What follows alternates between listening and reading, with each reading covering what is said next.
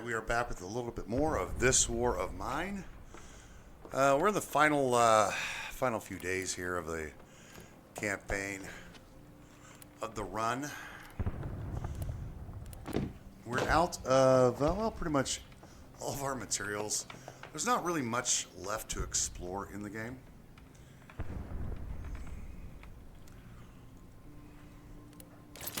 We just need to do little maintenance stuff from time to time. The game ends around day 45 or so. It's going to depend on your specific game.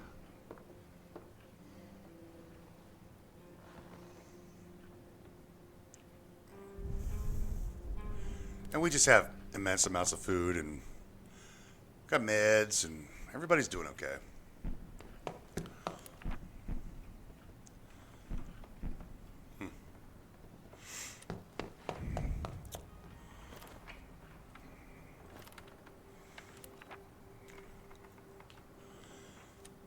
Our neighbors bribed us. They brought us vegetables. Of course we're going to go help them.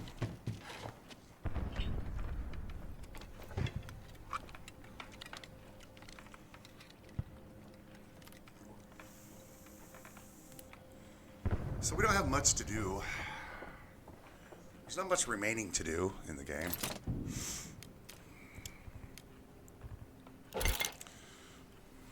We're in the end game now. A few more days will pass, and that'll be it. I think we had a pretty nice, clean run. Everything was done well. We got a lot of good RNG.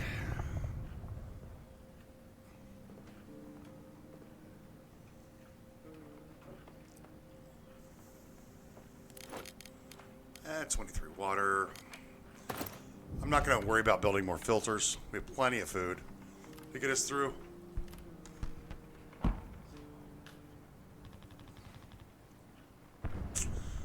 Go. It's going to end the day here. I'm actually not going to go anywhere. We're just going to run the clock out a little bit. You can guard.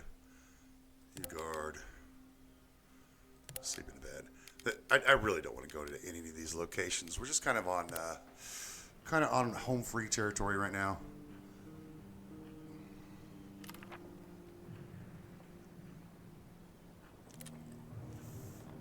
Get everybody some food.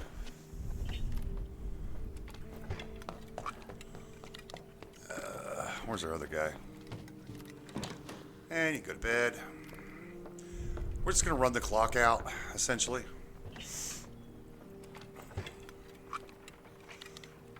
That's why I bought all the food.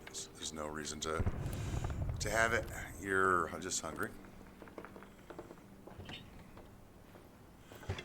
I mean, we'll keep doing our maintenance tasks, but otherwise we're essentially done here. We're done with the run. We just need to let the time pass.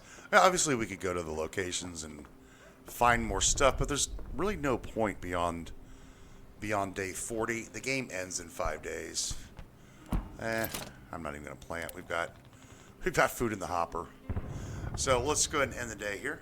Boom. It's nighttime.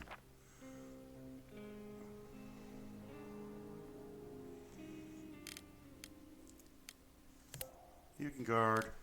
You can guard. You can sleep in bed. Stay home.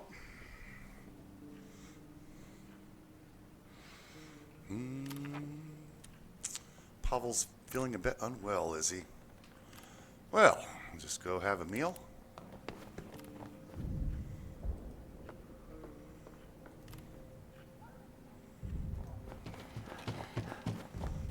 Now we should probably put some.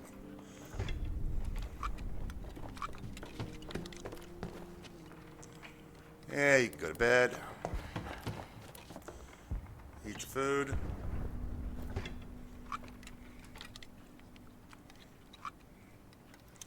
Grab that. Grab this.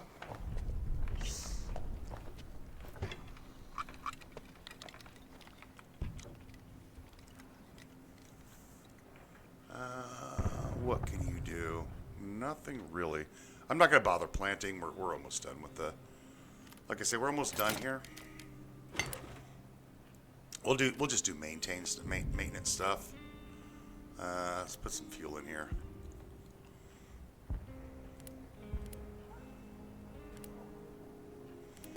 Thoughts about the game? Oh, we're out of fuel, huh? Well, open this up. Let's go trade.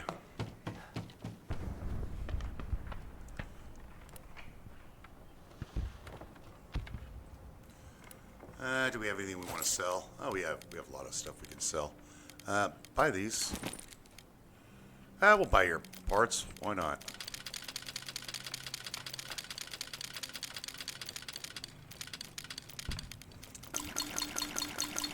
Buy your water. Anything down here we want to sell? Sell you that. We'll sell you this. Sell you that. He's very generous. Whatever. I'm just. Well, do you have any food? Yeah, you got. Never mind. That's a deal. That's fine. I just don't. I just lack the caring to do so. Nothing else to really do. I mean, we can have this guy make some filters.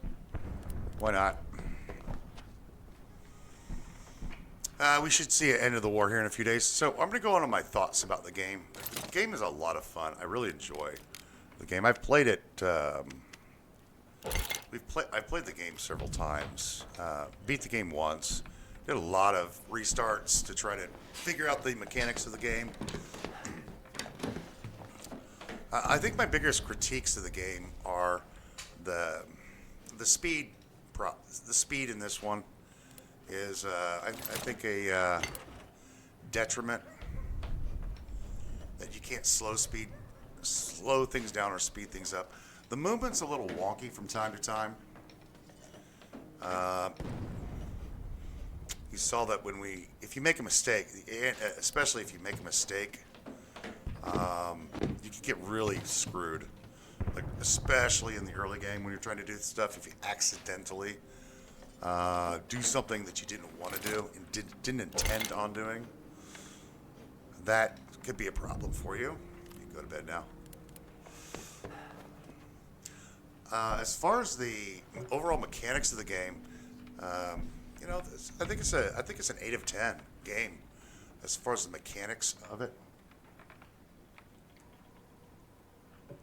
By mechanics, I mean you're building, how things operate. The features that does reduce it is the cooking mechanic, where you can't take the food and put it in the refrigerator. You might want to make fuel, or you might want to do something with this. It's kind of silly that you can't do that. Put that in the refrigerator. The runtime through your base is also a detriment, I think. It takes you an hour. All right, so let's have this guy just walk up here. So if you're a new player and you don't know that you can run, we started at 140. Yeah, and I'm not kidding when I says it takes an hour to get through their base.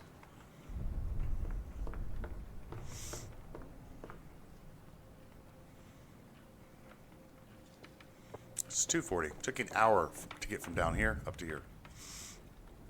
So yeah, and I understand what they're trying to do here, pass time, and it does create a bit of urgency for you to do things around your base. And that's why you want to build things as close as you can to your sleeping quarters, everything on the first and second floor that you can get. I wouldn't even try to build stuff up in here unless you're running out of space. Like, as much as you can, just drop stuff down here. Plan your base out well. If you're using the medium base, yeah, that would be preferable. The medium base is it's a little bigger than this room. It goes out to about like this, and then it goes out to like, it's a little bit bigger, about like this. And the huge base, I would not even play in. It's just, it's this here, and there's a connector point, and then it goes off into another section. Way too much spread out. Especially for the running mechanics. Like, you're over here, it's going to take you 2 hours to get to the other side of the base. It's not like you're living in Bruce Wayne's manor here. This is a house. One, One, two, three, four-story house. I'm sure it doesn't take you an hour to get from the basement to the top. But again, I understand that what they're doing here. They're trying to speed time out, create a bit of urgency to get tasks done, and that's why you want to plan your base out. Plan out your buildings appropriately. Get everything as consolidated and as close as possible. I love a cup of hot coffee. Well, I already had my coffee, so that's fine. I really like the early game. I love the early game in this game. It just creates a lot of your back is pressed against the wall. I really like that. You're struggling. I love all the games have opening games struggling. You know, in the mid game things get a little more fun. You get to do different things around. You can guard. You can sleep today. You can guard. Sleep in the bed. You could do different things. This map, I wish you could open up during daytime. Pause the game, open this up, and look at some places that you might want to visit later on, instead of having it to be at the very end.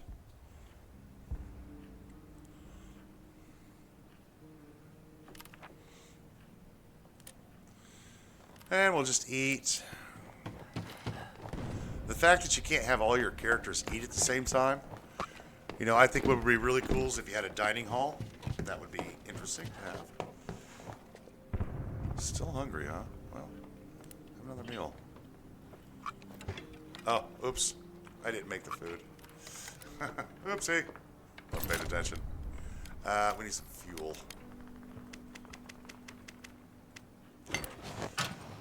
I was thinking these are the canned food. Oopsie. Yeah, mistakes were made. That, and again, that could, if you're playing in the early game and you accidentally did that, there's no way coming back from that. You can't reload your save. I think the other detriment as far as the game is you can't save the game. Like right now, we can't save the game. The game only saves in the morning, as far as I'm aware. So you've got, what if you have to take a phone call or leave? Well, then you have to redo everything that you did the previous night. That's just, not exactly the greatest mechanic in the world. So that's why I give it about an 8 of 10. The playthrough, though, I'm going to tell you, the playthrough in the early game, 10 of 10. Easy. It just creates a sense of impending doom. But later in the game, mid-game, it kind of tapers off a little bit. You're not having to rush, and you can pick your things out a little bit more. And then you get to the late game, which is, where we're at now. I need help. Okay. Yeah, look how slow they walk.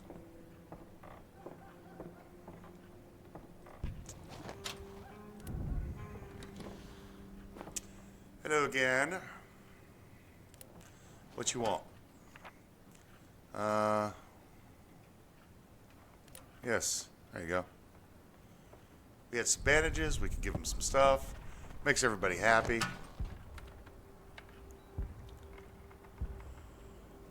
One of the things I think they did really well is that the characters, they have different traits and stuff, but you really don't feel very attached to them in any sense of the word. Like you could care less if somebody dies, except for the one character that you want to live. Like if I didn't have Marco here, this guy here, Marin, he would be my second choice. To be hanging around. The reason is his ability to build a handyman trait. Very important early game. And then Pavel here, he would be our looter. No, I have to eat. No, you don't need to eat. You're just sick and tired. You're sick and tired of the place. Everybody hungry? No, everybody's fed. Okay. And so Pavel would be my runner. I'd keep him alive. This guy would be my second guy, and of course the third one. So the traits of the characters are nice. So I think that's really well done. What I don't really like about the game is that it tries to force you into these moral and ethical dilemmas that they don't feel real. Like you're going into somebody's house and you're basically looting part of their house. But just because there's a button there that says stealing, like what sense does that make? Your neighbor comes over to your house, he steals your all your wood from your woodshed, but that's not or he takes all your wood from your woodshed. But that's not stealing, but opening the refrigerator door and taking out some Heinz ketchup, that's stealing. I don't like it when games do that kind of thing. It's just, it's kind of, it's a bland feeling, you know. Like it doesn't really make sense. You know, if you played Skyrim or any, what is it, Fallout? You go into a shopkeeper's place and there's stuff that you can't steal and there's things that you can steal, and you're like, what's the point? Like, what's the point? And the other thing is you suffer no real repercussions if you choose to steal. So if you choose to steal something from somebody, there's no repercussions. You know, you don't have an angry mob at your front door from the hospital demanding all their meds back. So stealing in this game is not really a big deal. It doesn't give you any. It doesn't give you anything that you can say, oh yeah, I'm not going to steal because, well, I'll have a repercussion happen to me, right?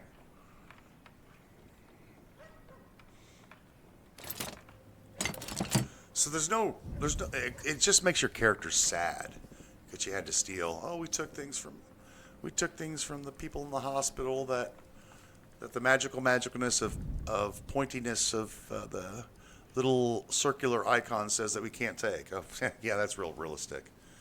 So I give the game a 0 in terms of trying to make you have, you know, moral and ethical obligations. I think it's just developers do not know how to do this very well.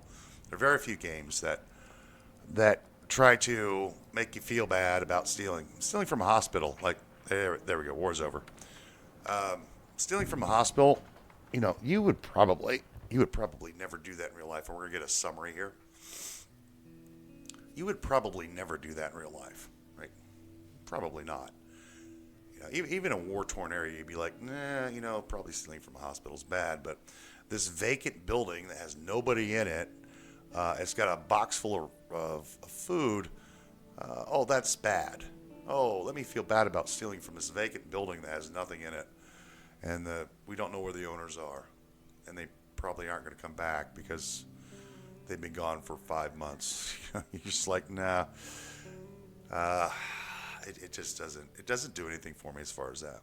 Now, I really, like I said, I really enjoyed the game. I think it's a lot of fun. I'm probably going to play the next playthrough will be modded. I'm going to find some mods that I like. One of the things is backpack space, carrying capacity.